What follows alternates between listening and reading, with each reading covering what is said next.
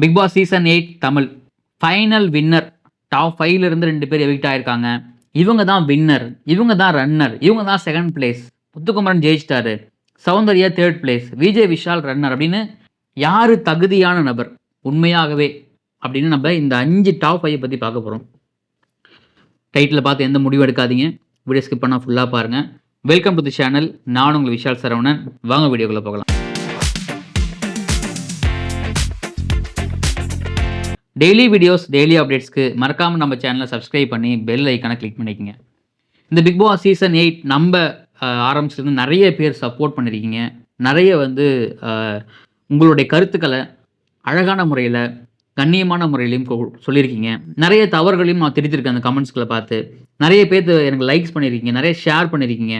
எல்லாத்துக்குமே இந்த டைமில் பிக் பாஸ்க்காக என்னை ஃபாலோ பண்ண அனைவருக்குமே ரொம்ப ரொம்ப ரொம்ப மிகப்பெரிய நன்றி. ஸோ தொடர்ந்து ஃபாலோ பண்ணுங்கள்.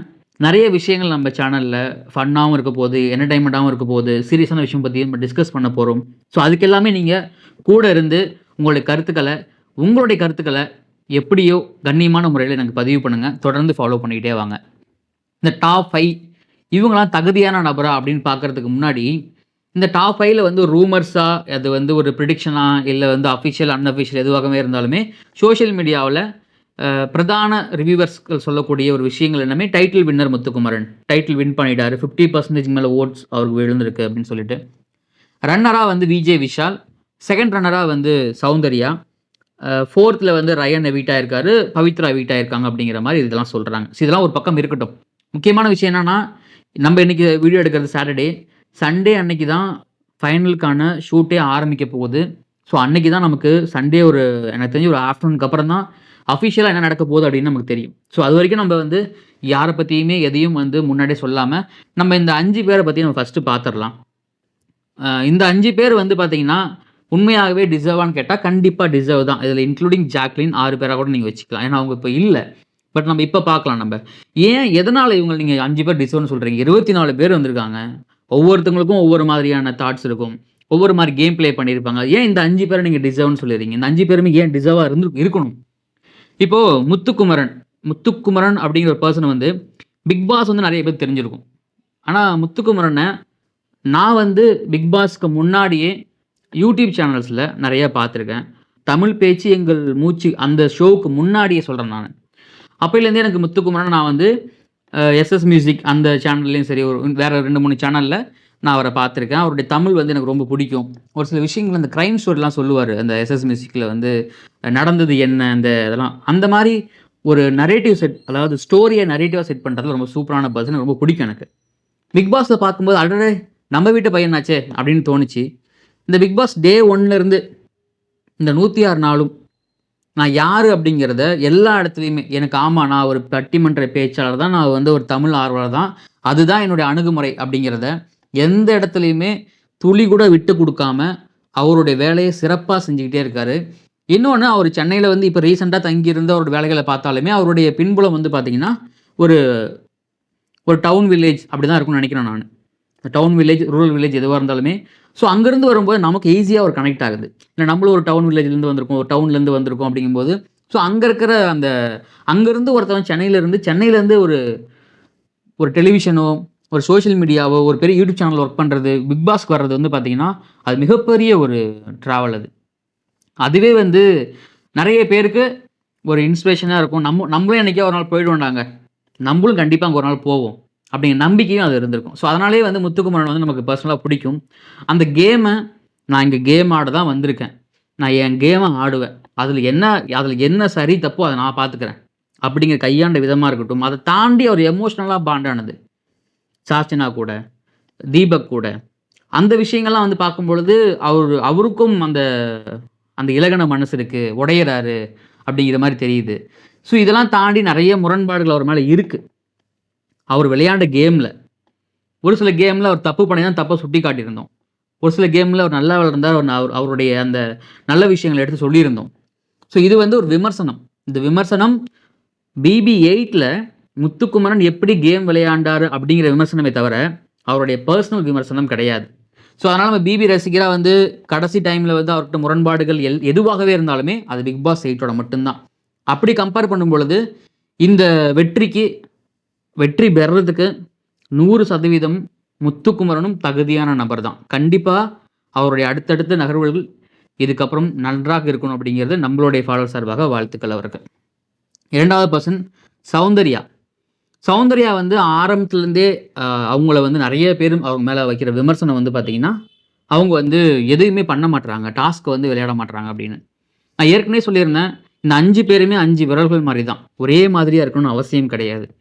இந்த ஷோவை முத்துக்குமரன் ஒரு சைடு அவருக்கு தெரிஞ்ச விதத்தில் கொண்டு போனாருன்னா, சௌந்தர்யா இன்னொரு சைடு நான் என்டர்டைன்மெண்ட் பண்ணுவேன், என்னால் மக்களை மகிழ்விக்கக்கூடிய திறமை இருக்குது, அது என்னோடய ரியாக்ஷன்ஸாக இருக்கலாம், என்னோடய ஆக்ஷன்ஸாக இருக்கலாம், என்னோடய டான்ஸாக இருக்கலாம் அப்படின்னு எந்த இடத்துலையுமே எத்தனை பேர் தன்னை வந்து குறை சொன்னாலும், நீ எதுவுமே பண்ண மாட்டேற, நீ வேஸ்ட்டு அப்படின்னு சொன்னாலுமே பரவாயில்ல, எனக்கு தெரிஞ்சதை நான் பண்ணுறேன், நான் அப்படி தான் பண்ணுவேன் அப்படின்னு நிறைய விமர்சனங்கள் எனக்கு சௌந்தர்யா மேலேயும் பார்த்தீங்கன்னா எப்படி முத்துக்குமரன் மேலே இருந்துச்சு, அதே மாதிரி சௌந்தர்யா மேலேயும் நிறைய விமர்சனங்கள்.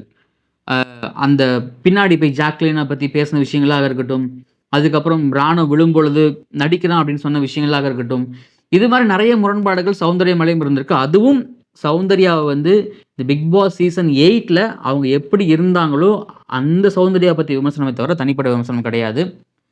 அவங்க அந்த ஷோ வந்து இந்த 108 நாள் சர்வே பண்ணி வந்தாங்கல்ல, ஒரு லாங்குவேஜ் ப்ராப்ளம்ஸ் இருந்தாலுமே, ஒரு பெரிய பேக்ரவுண்ட் அப்படி இல்லை அப்படின்னாலுமே, நம்மளால் இந்த ஷோவை எந்த அளவுக்கு இந்த ஷோவில் நம்ம வந்து இருக்க முடியும், ட்ராவல் பண்ண முடியும். எல்லாத்துக்கும் ஒரு பேக்ரவுண்ட் இருக்குது. இங்கே இருக்கிற மோஸ்ட்லி 90% பீப்புள்ஸ்க்கு டெலிவிஷன் பேக்ரவுண்ட், சேனல் பேக்ரவுண்ட் எப்படி ஏதோ ஒன்று இருக்குது. ஆனால் அதெல்லாம் இல்லாமல் நம்மளால் இந்த தூரம் வந்திருக்க முடியும் அப்படின்னா அதுக்கு கண்டிப்பாக 100% சௌந்தர்யாவும் வெல் டிசர்வ் தான். அதில் எந்த மாற்றமும் கிடையாது. நம்ம பார்க்க போகிறது வந்து பவித்ரா மேலே தொடர்ந்து சொல்லக்கூடிய குற்றச்சாட்டுகள் நம்மளும் சொல்லியிருக்கோம், நிறைய சொல்லியிருக்கோம். ஓப்பனப் ஆக மாட்டுறாங்க, வாய்ஸ் அவுட் பண்ண மாட்டுறாங்க, எதையுமே வந்து பேச மாட்டுறாங்க, எடுத்து டக்குன்னு பேச மாட்டுறாங்க. ஒரு சண்டை நடந்தாலும் சரி, இல்லை வேறு ஏதாவது ஒரு காமெடியாக எதுவாக இருந்தாலுமே அவங்க ரொம்ப யோசிக்கிறாங்க, பின்தங்கியே இருக்காங்க அப்படிங்கிற விமர்சனம். நான் ஏற்கனவே சொல்லியிருந்தீங்களா, அந்த 5 வருடம் ஒரே மாதிரி இருக்காது. இப்படி இருக்கக்கூடிய பெண்ணாலையும் டாப் 5க்குள்ளே வர முடியும் அப்படிங்கிறத பவித்ரா நிரூபித்து காமிச்சிருக்காங்க. உண்மையாகவே அவங்களாம் இருந்திருக்காங்க, நிறைய இடத்துல உட்காந்து குறை பேசியிருக்காங்க, நிறைய இடத்துல உட்காந்து அழுதுருக்காங்க, புலம்பியிருக்காங்க. டாஸ்க்குன்னு வந்துட்டு அந்த டாஸ்கில் அவங்களால எத்தனை அளவுக்கு 100%க்கு மேலே எப்படி விளையாட முடியுமோ அதை அவங்க கேப்டன்சி டாஸ்கில் 4 டைம் தோத்தாலுமே திரும்ப எழுந்து வராங்க. இந்த பணப்பெட்டி எடுக்கும்போது கூட அந்த மைண்ட் அவங்க நான் ஜெயிக்கணும் அப்படிங்கிற வெறி அவங்க மனசுக்குள்ளே இருக்குது. அந்த டாஸ்க்கு நான் ஜெயிக்கணும், நான் முயற்சிக்கணும் அப்படிங்கிறது அதை ஜெயிக்கிறாங்க அவங்க. ஸோ அந்த ஸ்ட்ரென்த்து தான், அந்த விஷயந்தான். மற்ற டைமில் வந்து சண்டை போடுற இடத்துல அவங்க ஒப்பீனியன் வைக்க மாட்டுறாங்க, அவங்க கேட்க மாட்டுறாங்க, அதெல்லாம் தாண்டி இந்த லெவலில் அவங்க வந்து ஒரு ஸ்ட்ராங்காக வராங்க. ஸோ அப்போது பவித்ரா மாதிரி எத்தனை பெண்கள் இருப்பாங்க, அவங்களுக்கெல்லாம் கனெக்ட் ஆகுமா இல்லையா? எப்படி பவித்ராவை நம்ம விமர்சனம் பண்ணோம் இல்லைங்களா, அந்த விமர்சனம் இந்த பிக் பாஸ் சீசன் 8ல் அவங்க எப்படி நடந்துக்கிட்டாங்களோ, அந்த அவங்க பண்ண தப்புகள், அவங்க பண்ண விஷயங்களை அப்ரிஷியேட் பண்ணது, இது எல்லாமே பிக் பாஸ் சீசன் 8ல் இருந்த பவித்ரா மட்டுமே தவிர அதுவும் பர்சனல் கிடையாது. விஜய் விஷாலை எனக்கு இந்த பாக்யலட்சுமி சீரியல்லேருந்து நான் பார்த்துட்டு இருக்கேன். எழில் அப்படிங்கிற கேரக்டர்லேருந்து அவர் பேரை வந்து ரெஜிஸ்டர் பண்ணுறதுக்கு எனக்கு ஏன் லேட்டாச்சு. என்னுடைய பேரும் விஷால் அப்படிங்கிறதால அவர் பேர் சீக்கிரமாக டெலிட் ஆகிடுச்சு. அந்த பாக்யலட்சுமி சீரியலில் தான் எழிலாக இருப்பார். அவர் கொஞ்சம் ஒரு மாதிரி ஃபேஸ்லாம் பார்த்தீங்கன்னா அந்த கேரக்டரே சீரியஸான கேரக்டர்னு வச்சிங்களேன். ஆனால் ஒரு இவ்வளோ ஃபன் இருக்குது ஒரு மனுஷனுக்குள்ள, இவ்வளோ பண்ண முடியும். நம்ம நிறைய விமர்சனம் பண்ணியிருக்கோம், அவர் என்டர்டைன்மெண்ட்டே பண்ணுறது கிடையாது, அவர் என்டர்டைன்மெண்ட் வந்து வெளியே தெரிய மாட்டாங்க அப்படின்னு. அது விஜய் விஷால் இந்த சீசன் 8ல் எப்படி இருந்தாரோ அதோட விமர்சனம். அவர் நல்லது பண்ணும்போது விமர்சனம் பண்ணியிருக்கோம், கேப்டன்சி டாஸ்கில் அவர் ஒன் சைடாக இருந்தார் அதையும் சொல்லியிருக்கோம். அதே சேம் டைம்ஸ் அந்த ஆடி ஆட்டம் என்ன டாஸ்கில் வந்து பாடி லாங்குவேஜ் எல்லாமே தளபதி மாதிரி இருந்துச்சு, அதையும் அப்ரிஷியேட் பண்ணி சொல்லியிருக்கோம். நிறைய விஷயங்கள் சொல்லிகிட்டே போகலாம் அந்த ஃபன் எலமெண்ட்டில் எல்லாமே. அப்போது இந்த விஜய் விஷால் வந்து இத்தனை நாளாக அது 106 நாள் 105 நாள் வந்து அந்த வீட்டுக்குள்ளே இருந்து அந்த ஃப்ரெண்ட்ஷிப்பு, அந்த நம்ம சுற்றி இருக்கிறவங்க யாராகவே இருந்தாலும், இது வரைக்கும் விஜய் விஷால் உள்ளே வந்து பார்த்தீங்கன்னா யாருக்குமே அவருக்கு வந்து எனிமியே கிடையாது. கடைசியாக நடந்த அந்த லவ் கான்செப்ட் வர வரைக்குமே, அந்த லவ் இஷ்யூ வர வரைக்குமே அவர் யாருக்குமே ஒரு எதிரி கிடையாது அந்த வீட்டில். எல்லாருக்கூடையும் ஒரு ஜெல்லாக இருக்கக்கூடிய பர்சன். அந்த லவ் கான்செப்ட்ல கூட பார்த்தீங்கன்னா, அவர் மேல தப்புகள் இருக்குதான். நம்ப அங்க வந்து அவர வந்து யாரும் அவர் நல்லவர், வல்லவர்ன்னு சொல்ல வரல. தவறுகள் செய்யாத மனிதர்கள் இந்த உலகத்திலே கிடையாது. ஸோ அது வந்து அத திருத்திக்கிட்டு அவர் வெளிய வந்து அது ஒரு பாடமா எடுத்துப்பார்ன்னு நம்ம நம்புவோம். அந்த தர்ஷிகா விஷயத்தையும் சரி, அதுக்கப்புறம் அன்ஷிதா விஷயமும் சரி, இது எல்லாமே வந்து அவர் லைஃப்ல ஒரு லெசனா இருக்கும். அவருடைய ஏவில கூட அத போட்டு காமிச்சாங்க. ஃபர்ஸ்ட் ஹாஃப்ல தர்ஷிகா, செகண்ட் ஹாஃப்ல அன்ஷிதா. அத கொண்டுட்டு வந்து இத்தன நாளா நான்லாம் நெனச்சேன். இந்த ரீஎன்ட்ரி வந்தாங்க இல்லைங்களா? போட்டு எல்லாரும் அடி, அடி, அடின்னு அடிச்சாங்க. ஆனா அவ்ளோ அடி அடிச்சும், மனுஷன் திரும்பி எழுந்து நின்னாரு. ஸோ அப்போ வந்து அவங்க மனசுக்குள்ள எங்கேயோ ஒரு இடத்துல அவங்க டிசர்வ் தான். அப்படிங்கிற எண்ணம் வந்து பார்த்தீங்கன்னா, அவங்களுக்கு ஆட்டோமேட்டிக்கா வந்துடுச்சு.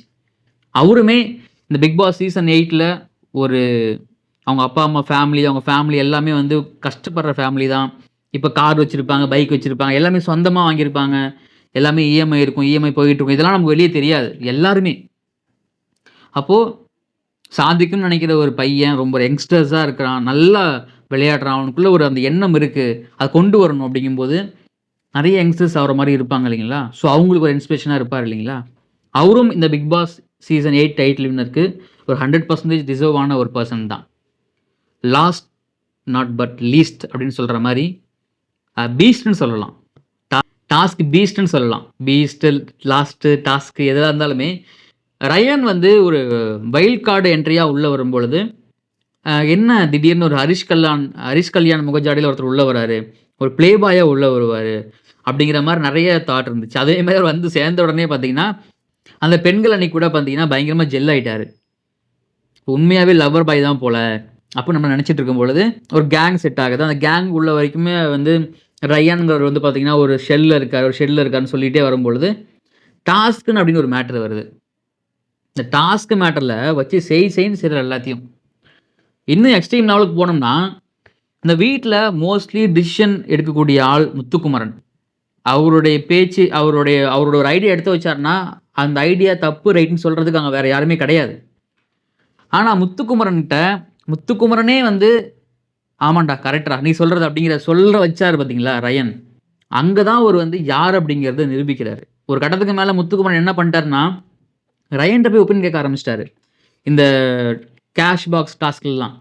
ஸோ அப்போ ஏதோ ஒரு இடத்துல வந்து ரயன் வந்து டே 1லேருந்தே வந்திருந்தா, பயங்கரமான காம்படிஷனா இருந்திருக்குமோ முத்துக்குமரனுக்கும், ரயானுக்கும் அப்படின்லாம் யோசிக்க தோணுது.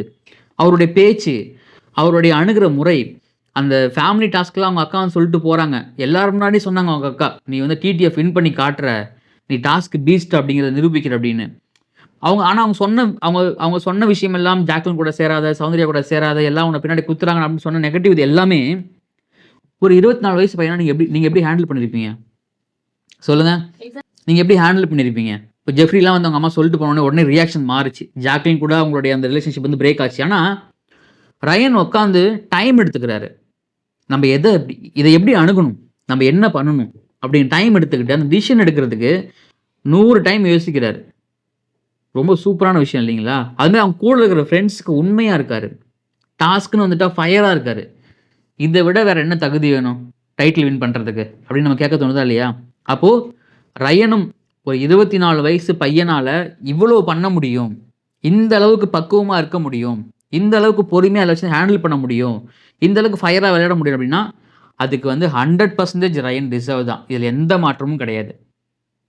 இந்த 5 பேத்துக்கும் நான் சொன்ன காரணங்கள், ஒரு சில நல்ல விஷயங்கள், கெட்ட விஷயங்கள் விட்டு போயிருக்கலாம். இல்ல வந்து கொஞ்சம் கூட குறைய இருக்கலாம். அத பார்க்கிறவங்களுடைய பார்வைக்கும், நமக்கும் அது தெரியும். ஆனா, இந்த 5 பேருமே டிசர்வ் அப்படிங்கிறத நம்ம இங்க சொல்லிக்க நெறைய பேர் சொல்றாங்க, இவங்க டிசர்வ் இல்ல, அவங்க டிசர்வ் இல்ல அப்படின்னு. பட் நம்பளுடைய கருத்து இதுதான். மற்றவங்களுக்கு கருத்த வந்து நம்ம வந்து போய் கருத்த திணிக்கவும் முடியாது. நீங்க உங்க கருத்த மாத்திக்க நம்ம சொல்லவும் முடியாது இல்லைங்களா? ஸோ அது ஒவ்வொருத்தவங்களுடைய கருத்தும் ஒவ்வொரு கருத்து. அத நம்ம கடந்து வந்துருவோம். அத தாண்டி இந்த பிக் பாஸ் சீசன் 8 வந்து எப்படி இருந்துச்சுன்னா, இந்த 105 நாள்ல நம்ம பார்க்கும்பொழுது, ஒரு நல்ல சீசனா இருந்துச்சு. ஃபர்ஸ்ட்டு ஒரு 30 நாள் வந்து யாருமே எதுவும் பண்ண மாட்றாங்க, கன்டென்ட் குடுக்க மாட்றாங்க அப்படின்னு சொல்லிட்டே இருக்கும் பொழுது, ஏதோ ஒரு இடத்துல பார்த்தீங்கன்னா, அது அப்படியே கொஞ்சம் கொஞ்சமா கொண்டு போயிட்டே இருந்திருக்கு. அப்போ பர்சனலா எனக்கு இந்த டாப் 5 இந்த ஹோல் சீசன்ல அதாவது இந்த டாப் 5 ஃபினாலே மெம்பர்ஸ் வேற. இந்த சீசன்ல டாப் 5 எனக்கு பிடிச்சது யாரு?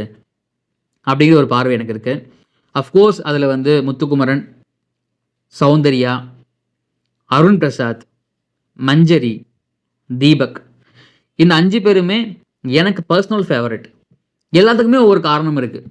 இப்போ நெறைய எனக்கு இந்த சொன்ன 5 பேத்து மேலயும் முரண்பாடுகள் நெறையவே இருக்கு.